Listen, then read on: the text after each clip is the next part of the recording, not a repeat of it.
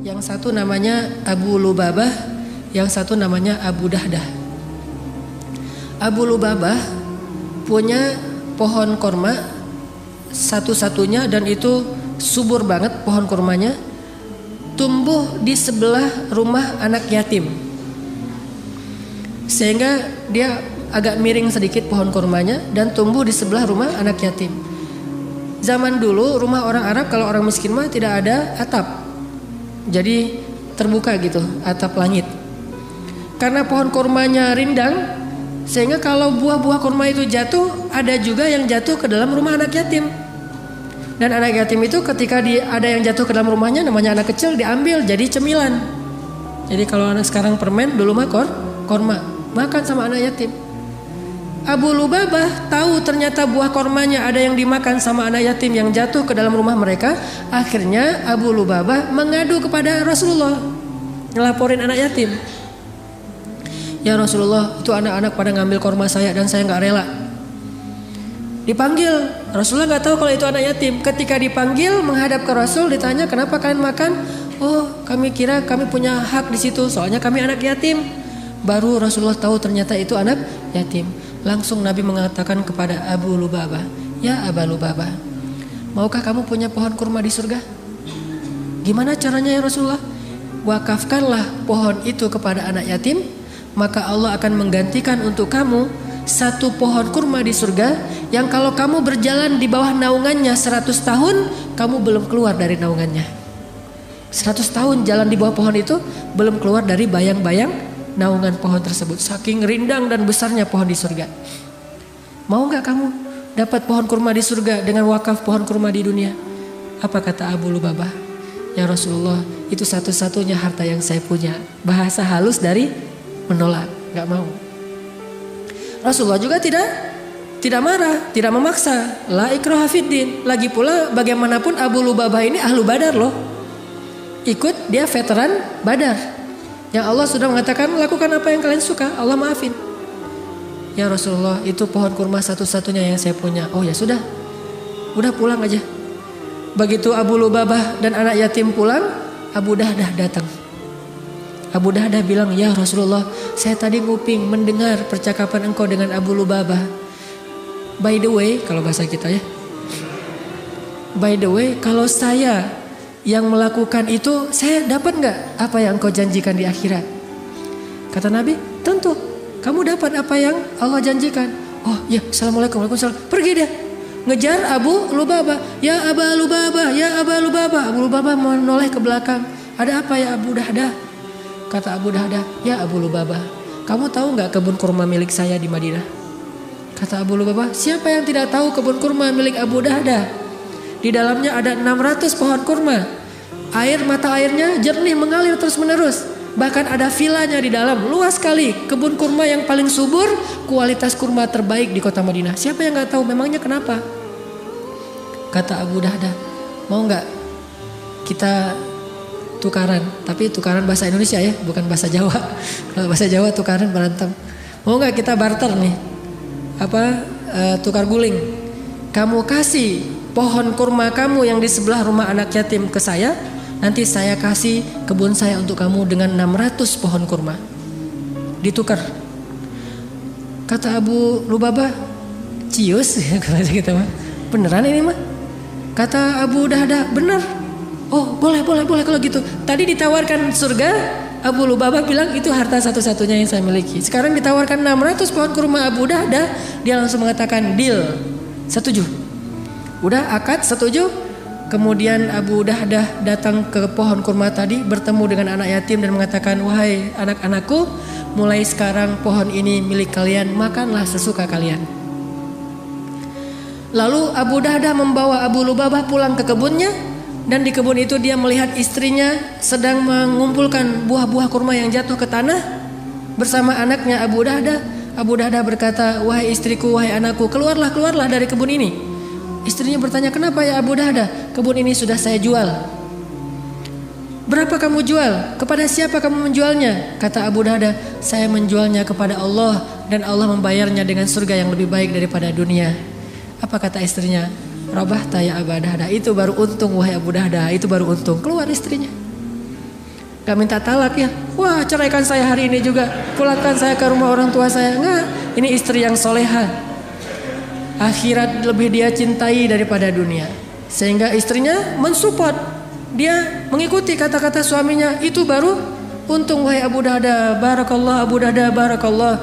Lalu ketika Nabi mendengar apa yang dilakukan Abu Dahda, Nabi mendoakan keberkahan bagi keluarga Abu Dahda dan Allah ganti nikmat di dunia dan di akhirat. Dia tetap menjadi orang kaya, tumbuh lagi hartanya berkah, dan di akhirat pun dia mendapatkan kebun-kebun kurma yang setahun dikelilingi oleh malaikat Jibril, belum bahkan keluar dari pinggirnya saja.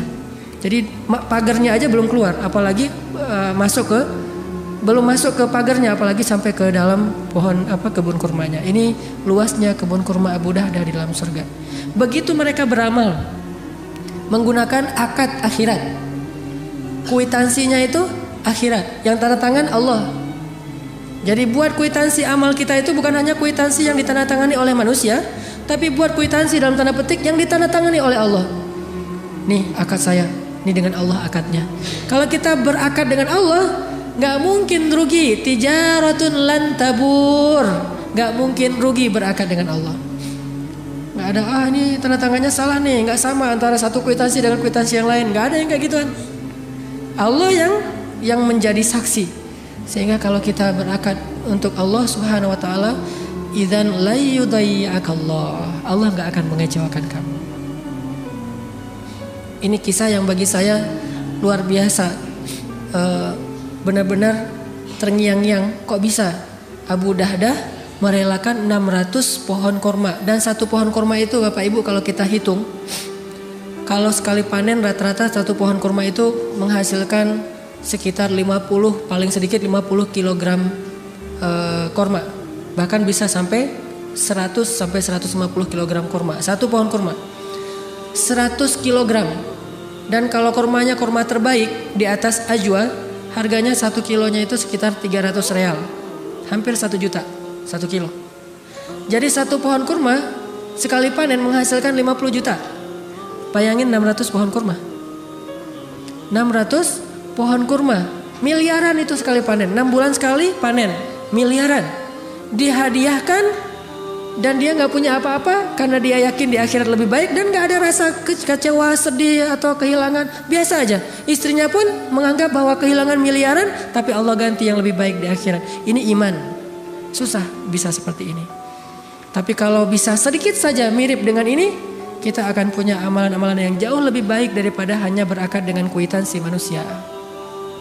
Belajar berakad dengan akhirat. Biar Allah yang tanda tangan kuitansinya.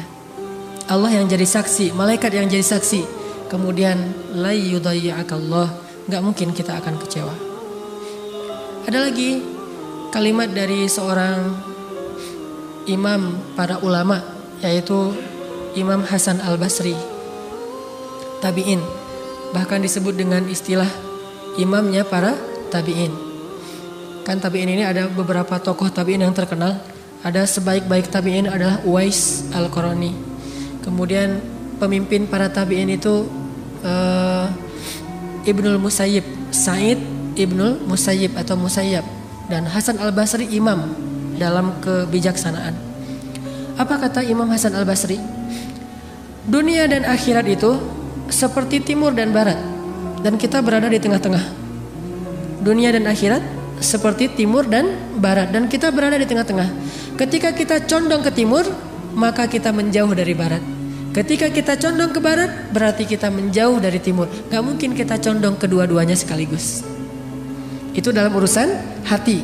Beda dalam urusan amal. Kalau dalam urusan amal, kadang bisa mendapatkan dunia akhirat sekaligus. Kalau dalam urusan amal, bersedekah, akhirat dapat, dunianya Allah lipat gandakan. Memberi nafkah, bekerja untuk memberi nafkah kepada keluarga, dunia dapat harta, akhirat itu pahalanya lebih besar daripada pahala infak fi sabilillah. Kalau niatnya nafkah keluarga. Kalau dalam amal, dunia akhirat itu bisa jalan berbarengan. Tapi kalau dalam urusan hati, gak bisa. Hati itu tidak condong kecuali ke salah satu arah. Makanya Allah berfirman tentang bab adil dalam urusan perasaan, walan ta'dilu. Kalian gak mungkin adil walaupun kalian berusaha. Kalau urusan perasaan nggak mungkin adil.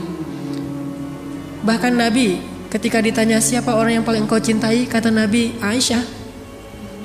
Tentunya karena Khadijah sudah wafat, yang sezaman maksudnya, yang hidup.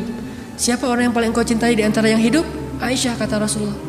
Padahal beliau punya Hafsah, Sofia, Maria, dan banyak nama-nama istri beliau.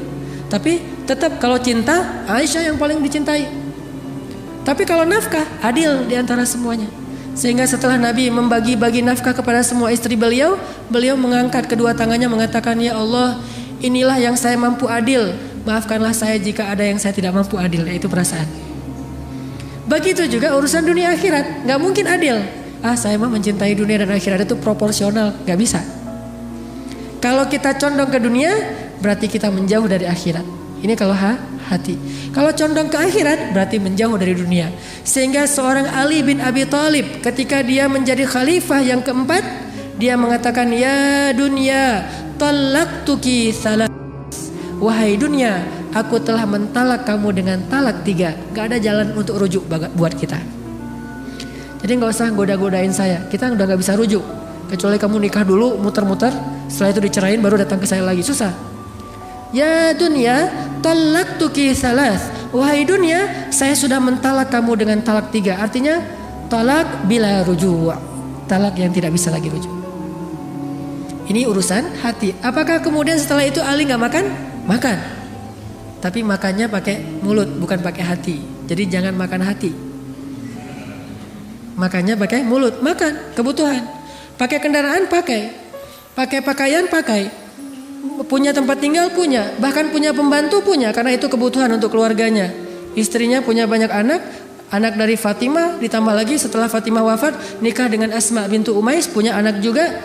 Butuh pembantu untuk merawat anaknya, merawat keluarga. Tetapi semua itu tidak dia lakukan dengan perasaan atau hatinya. Makanya urusan dunia mah gak usah baper. Urusan dunia jangan baper-baper banget. Urusan akhirat aja yang baper. Begitu baca la uqsimu biyaumil qiyamah, langsung gemetar. Ketika baca ulaika humul warisun alladzina yarithunal firdausa hum fiha khalidun. Semangat, baper untuk urusan akhirat. Ya ayyuhalladzina amanu hal adullukum ala tijaratin tunjikum min azabin alim. Hai orang-orang yang beriman, mau gak aku tunjukkan perniagaan yang menyelamatkan kalian dari api neraka? Semangat langsung gitu. Itu baper akhirat. Kalau baper dunia, midnight sale. Wah, mana midnight sale? Browsing, cari diskon 50% segala macam. Baper kan? Kita mungkin secara manusiawi agak baper dalam urusan dunia. Semangat, sedih, kecewa, bahagia, urusan dunia. Itu udah manusiawi. Tetapi kita juga harus belajar punya perasaan yang bahkan lebih dari itu dalam urusan akhirat. Bahagia, kecewa, sedih, senang, urusan akhirat. Kenapa kita sedih? Karena hari ini sholatnya telat. Kenapa kita bahagia? Alhamdulillah bisa sedekah. Alhamdulillah bisa beramal soleh. Alhamdulillah bisa memaafkan kesalahan orang lain. Kenapa? Begitu kita maafin kesalahan orang, Allah maafin kesalahan kita. Semangat, senang gitu. Karena akadnya kwitansi akhirat, bukan hanya kwitansi dunia. Amal akan jauh lebih mudah ketika kita belajar akhirat. Ahabba ilaih, lebih dia cintai.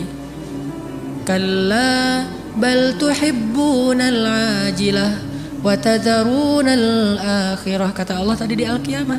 Kalian lebih mencintai ajilah dunia dan kalian mengabaikan akhirat. Padahal walal akhiratu khairul laka minal ula wal akhiratu khairu wa abqa. Akhirat lebih baik daripada dunia dan akhirat lebih baik dan kekal. Belajar berakad untuk akhirat.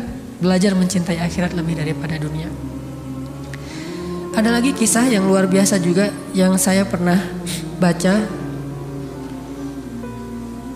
tentang istri solehah yang lebih mencintai akhirat daripada dunia. Selain istrinya Abu Dahdah, ada istrinya Umar bin Abdul Aziz, khalifah yang adil kelima. Kan Khulafaur Rasyidin dalam Islam itu ada 6. Walaupun yang terkenal 4, Abu Bakar, Umar, Utsman, Ali. Nah yang kelimanya Umar bin Abdul Aziz, dan yang keenamnya Nuruddin Zinki, gurunya Salahuddin Al-Ayyubi. Nah Umar bin Abdul Aziz punya istri soleha banget, namanya Ummu Iyal, nama panggilannya. Nama aslinya Fatimah binti Abdul Malik. Abdul Malik itu kakaknya Abdul Aziz. Jadi Fatimah sama Umar sepupuan. Jadi nikah sepupu nih. Ketika Umar bin Abdul Aziz menjadi khalifah, dia sibuk mengurus umat. Umar bin Abdul Aziz melihat istrinya sedang memakai perhiasan warisan dari orang tuanya. Jadi Fatimah ini keturunan raja-raja. Kakeknya Raja Marwan, ayahnya Raja Abdul Aziz, Abdul Malik, saudaranya Raja, adiknya Raja, kakaknya Raja, suaminya Raja. Jadi di sekelilingnya Fatimah raja semua itu secara bergiliran. Pertama kakeknya Marwan, itu raja Bani Umayyah. Kakeknya meninggal diganti dengan Abdul Malik, ayahnya itu juga raja. Pamannya gubernur Abdul Aziz, suaminya Umar bin Abdul Aziz raja juga. Kakaknya nanti setelah Umar bin Abdul Aziz raja juga. Adiknya juga raja. Tinggal di istana, warisan dari keluarganya tuh banyak, emas, permata. Suatu hari ketika Umar bin Abdul Aziz menjadi khalifah, Fatimah lagi membuka box perhiasan. Dia pakai, namanya juga perempuan, tabiatnya senang berdandan, dan itu sesuatu yang sifatnya fitrah, tidak dicela selama tidak berlebihan. Ya jadi fitting gitu ya, ganti, oh ini cocoknya ini, terus aja gitu sibuk di kamar. Lalu Umar bin Abdul Aziz memperhatikan, tiba-tiba Umar bin Abdul Aziz datang dan mengatakan, wahai kekasihku, wahai Fatimah, engkau pilih harta itu atau memilih aku? Diadu nih antara harta dengan suami. Kamu pilih harta atau aku? Apa maksudnya? Kalau kamu pilih harta, kalau kamu pilih aku, maka wakafkanlah semua perhiasan ini kepada Baitul Mal agar kita bagikan kepada fakir miskin. Tidak boleh ada satu perhiasan pun di rumah seorang khalifah atau di rumah seorang raja. Tidak boleh. Wakafkan semua ini kepada Baitul Mal dan kita berikan kepada fakir miskin. Walaupun itu harta bukan semuanya pemberian Umar, banyak warisan orang tuanya. Tapi kalau kamu memilih harta, maka tinggalkanlah aku. Kita ambil jalan sendiri-sendiri. Apa kata istrinya? Wahai suamiku, tidak ada yang di dunia ini yang lebih aku cintai setelah Allah dan Rasul kecuali engkau.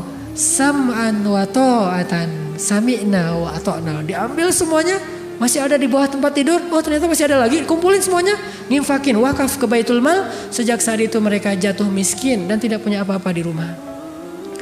Sampai bisa begitunya seorang istri Khalifah Ar-Rasyidin, sehingga dia digolongkan oleh para ulama termasuk perempuan yang paling ajaib dalam sejarah Islam. Ini karena akadnya akhirat. Lalu setelah Umar bin Abdul Aziz wafat karena diracun, hanya bertahan 2 tahun kepemimpinan Umar bin Abdul Aziz, diracun oleh pengkhianat, kemudian beliau wafat. Setelah beliau wafat, yang jadi raja berikutnya adiknya Fatimah. Waktu adiknya Fatimah jadi khalifah atau jadi raja, adiknya Fatimah datang ke rumah kakaknya yaitu Fatimah. Dia bilang, kakak, mbak, dulu kan hartanya mbak itu diberikan kepada Baitul Mal. Belum saya bagi, masih saya simpan tuh. Kalau mbak mau, saya balikin nih kepada mbak harta-harta perhiasan mbak yang dulu diberikan kepada Baitul Mal. Soalnya Umar bin Abdul Aziz sudah wafat. Dia mengatakan apa Fatimah?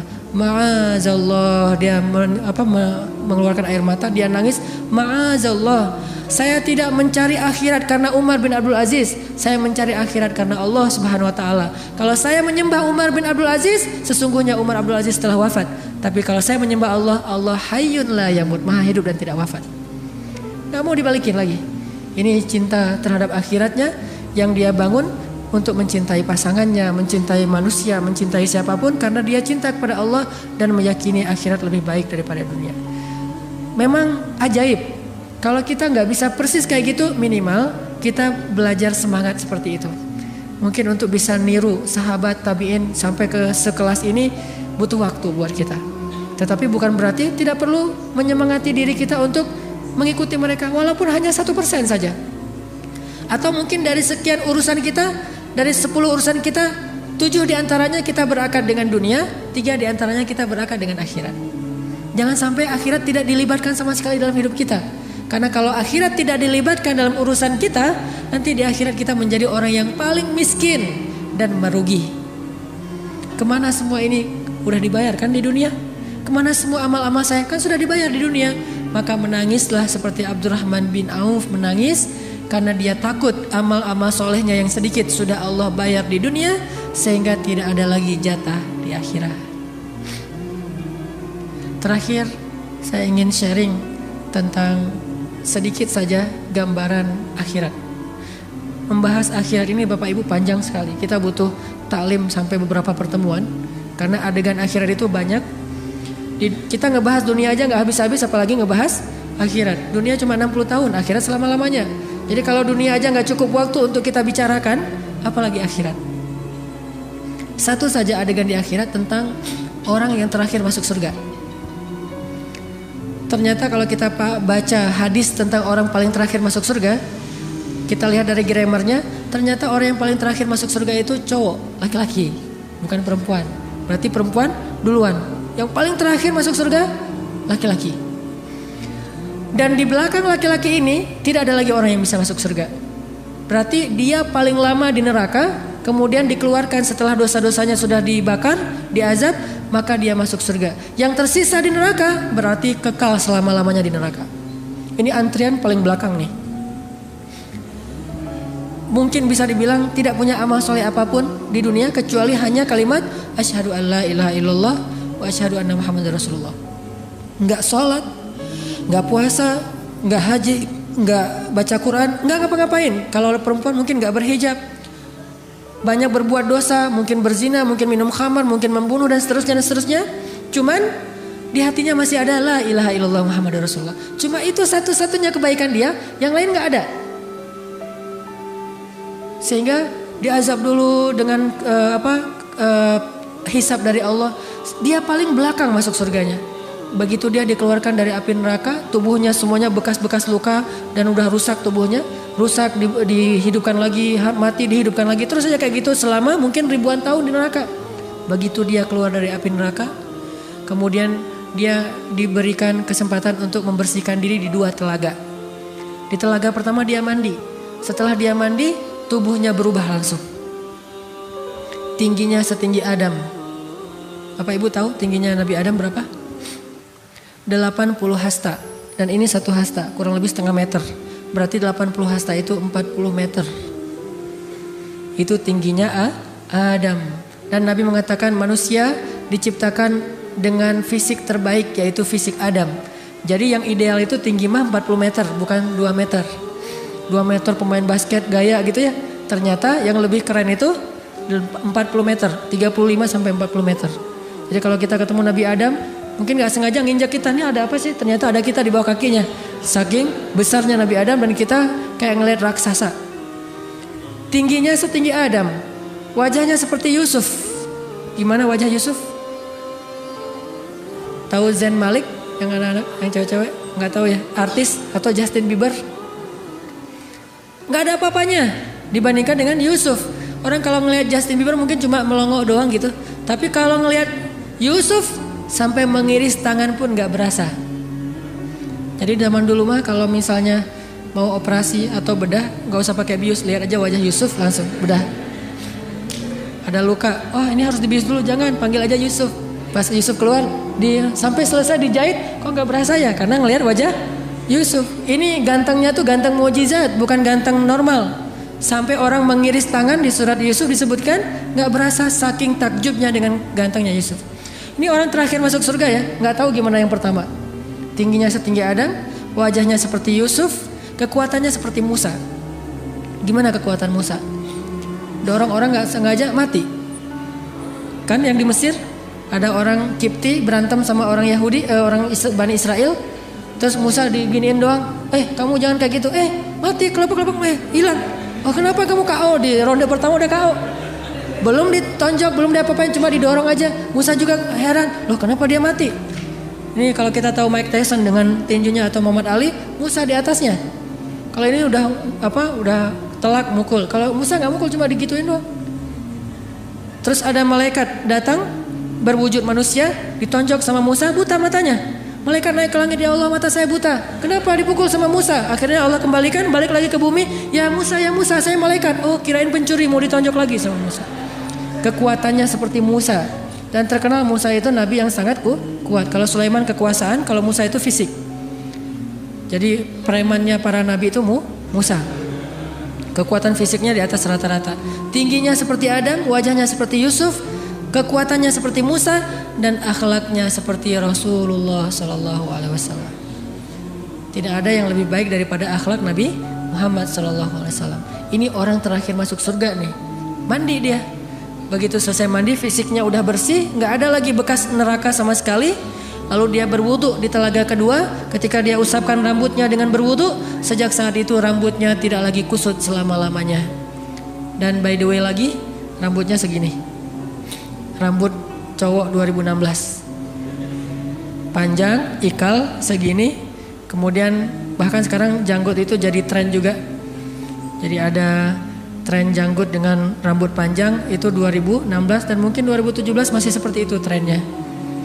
Saya pengen manjangin rambut tapi nggak sabar, ya udahlah dipendekin aja. Janggutnya pengen dipanjangin tapi banyak yang protes. Akhirnya yang penting jangan dicukur, udah segini aja. Ternyata diusap kepalanya maka rambutnya tidak lagi kusut selama-lamanya.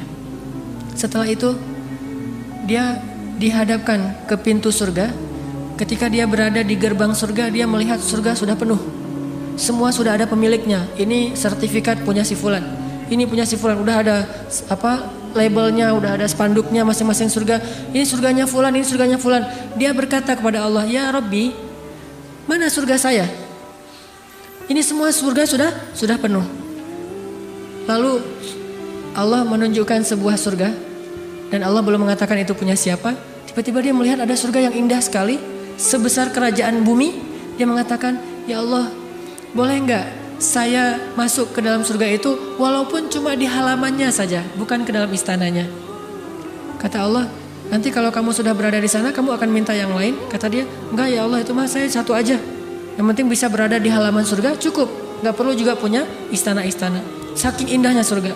Kemudian Allah izinkan dia masuk beberapa langkah ke pelataran surga.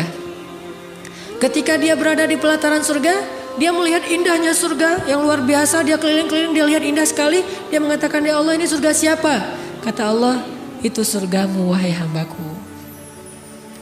Itu surgamu, kerajaan sebesar bumi." "Oh, ini surga saya, alhamdulillah ya Allah, Engkau maha baik," segala macam. Dia tinggal di surganya sebesar kerajaan bumi. Dan itu bukan tanah kosong yang harus dibangun dulu, cari tukang dulu, ntar tukangnya ngambek, ganti lagi tukang yang lain. Susah dunia teh. Dunia itu susah, nyari tukang, nggak cocok, akhirnya ganti lagi tukang yang lain. Bangun rumah yang 100 meter persegi aja, itu bisa bikin orang stroke. Banyak yang gara-gara bangun rumah meninggal itu banyak. Saya punya keluarga juga yang bangun rumah kegedean, nggak sesuai dengan budgetnya sekitar 700 juta, dia bangun rumah yang harga sekitar 2 miliar. Setengah jadi nggak sanggup melanjutkan, akhirnya stres, stroke, meninggal. Kemudian rumahnya dijual kepada orang lain dan hasilnya diwariskan kepada keluarganya. Dunia itu susah, membangun rumah aja susah. Akhirat Allah kasih bukan rumah, kerajaan yang di dalamnya ada segala fasilitas sebesar kerajaan di bumi. Itu untuk orang terakhir masuk surga, yang hampir nggak punya amal soleh apa-apa. Tapi tadi dia udah janji kan, nggak akan minta yang lain. Lagi kayak gitu tiba-tiba jalan-jalan ngelihat ada surga kosong nih. Kerajaan besar tapi nggak ada pemiliknya, dicari-cari sertifikatnya, oh ternyata kosong, belum ada nama. Dia nanya ke Allah, "Ya Allah, itu kerajaan siapa?" Kata Allah, "Emang kenapa? Mau?" Kata Allah. "Boleh nggak ya Allah, saya minta satu lagi yang itu." Kata Allah, "Katanya tadi nggak akan minta yang lain." "Ya ini mah yang terakhir ya Allah, nggak akan minta lagi setelah ini." Benar. Akhirnya kata Allah, "Ini adalah milikmu." Dikasih lagi surga 2 kali kerajaan bumi. Dia nikmatin, setelah sekian tahun dia menemukan lagi ada surga yang lebih besar daripada 2 surga sebelumnya. "Ya Allah, itu punya siapa?" "Memangnya kenapa?" Mau ya Allah. Katanya nggak akan minta lagi. "Ini yang terakhir ya Allah." Ini perangai orang yang terakhir masuk surga. Minta ini yang terakhir ya Allah, setelah ini saya nggak akan minta lagi. Benar. Kemudian Allah mengatakan, "Wahai hambaku, bukan hanya 3 surga ini yang akan aku berikan kepadamu. Kamu akan memiliki kerajaan 10 kali kerajaan di dunia." Baru dia radhitu ya Rob. Saya sudah ridho, saya puas sekarang ya Allah. Udah cukup. Daripada ngasih terus gak sempat nikmatin, udah nikmatin aja dulu. Ini orang terakhir masuk surga, punya kerajaan 10 kali dunia. Gimana orang yang pertama atau yang pertengahan masuk surga? Orang yang was-sabiqun as-sabiqun. Orang yang di dunia berlomba-lomba dalam kebaikan, nanti di akhirat yang lebih dulu masuk surga. 70.000 orang yang masuk surga tanpa hisab, dan seterusnya dan seterusnya. Kalau yang terakhirnya aja kayak gini. Dan ibu-ibu gak usah khawatir. Di surga, kalau kita ngerasa aduh mata saya nih gak terlalu lebar, di surga semua perempuan matanya lebar. Makanya dalam bahasa Al-Quran, perempuan di surga itu disebut dengan istilah hurul ain, yang matanya besar tapi sayu. Matanya besar tapi sayu, dan bulu matanya tuh lentik banget, eyeshadow, dan kulitnya sangat putih, bening, sampai seolah-olah kalau dia minum air kelihatan air mengalir di tenggorok, di lehernya. Woi, air ngalir gitu. Mana? Saking beningnya. Kalau seorang perempuan surga mengeluarkan jarinya ke dunia, maka cahaya dari jarinya itu menutupi cahaya matahari. Dan di surga itu ibu-ibu ada pasar, ada mall. Kalau kita baca hadis tentang surga, aswak, ada banyak mall, dan mallnya itu one stop shopping. Selain beli baju segala macam, di situ juga ada pedikur, manikur, treat segala macam, ada spa.